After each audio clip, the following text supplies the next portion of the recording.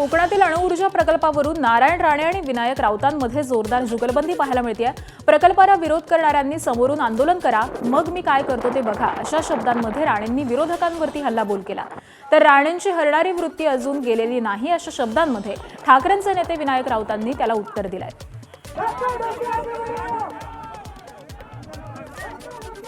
मी या सगळ्या प्रवासात होतो, मी बघितले कोण जायचे काय करायचे ते। एनरॉनचं काय होतं मला माहिती होतं, पैसे घेऊन जाणारे कसे जायचे, गाड्या लावणारे कोण माहिती आहेत, कोणी कोणी गाड्या लावल्या त्यावेळेला।